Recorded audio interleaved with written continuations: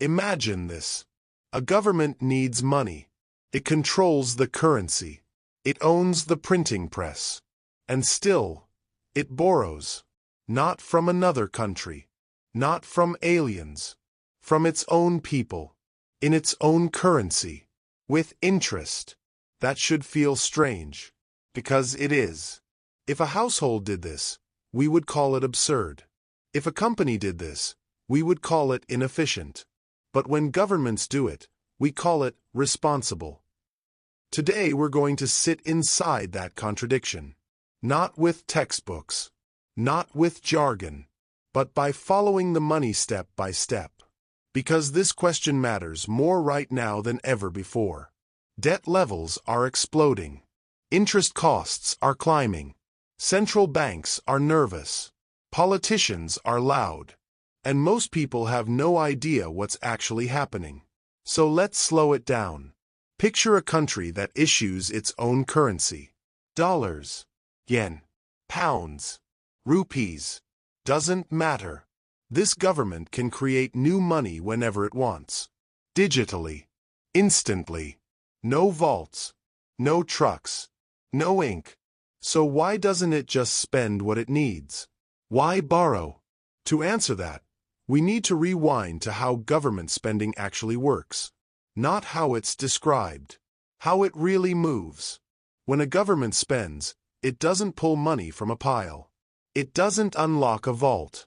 It instructs the central bank to mark up numbers in bank accounts. That's it. A contractor builds a bridge. The government pays them.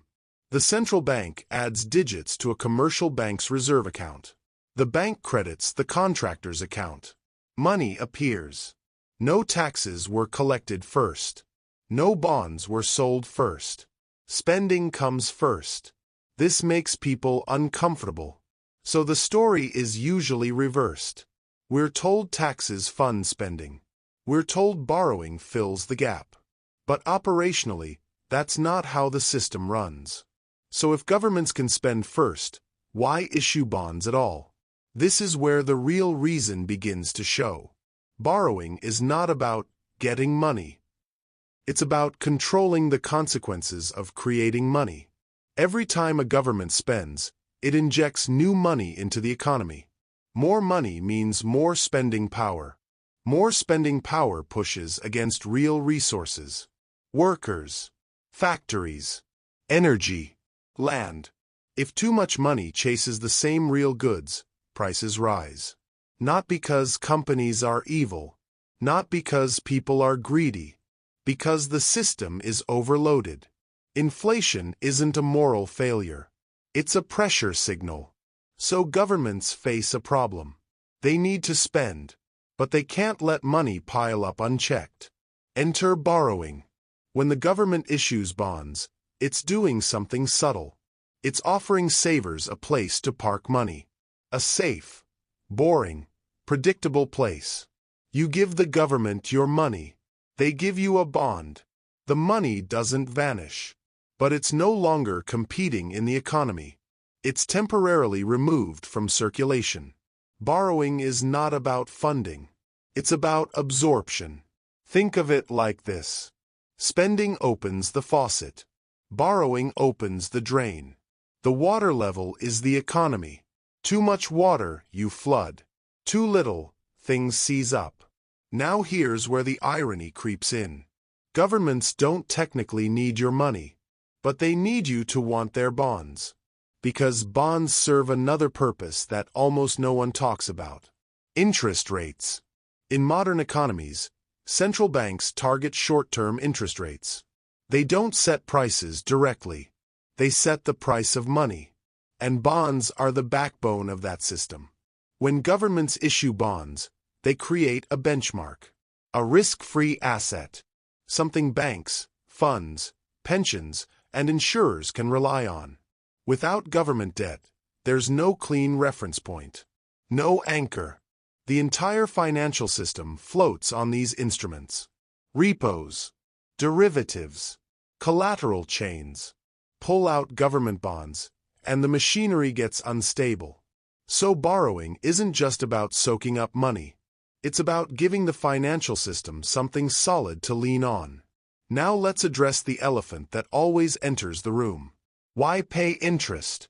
If the government creates the currency, why reward people for lending it back? Because the interest is the incentive. Without interest, bonds wouldn't be attractive. Without attractive bonds, money stays loose. Without that drain, inflation risk rises. Interest is the price of stability. But here's the uncomfortable math. Every bond issued today is future money creation delayed. When the bond matures, the government doesn't go mining for cash. It credits accounts again. Principal plus interest. Debt doesn't disappear. It rolls. This is why government debt almost never gets paid off. It gets managed, expanded, refinanced. And this is where the story starts to split. On one side, we're told debt is dangerous, a ticking time bomb, a burden on future generations. On the other side, the system literally cannot function without it. Both are partly true. Debt itself isn't the problem. The problem is scale relative to real capacity.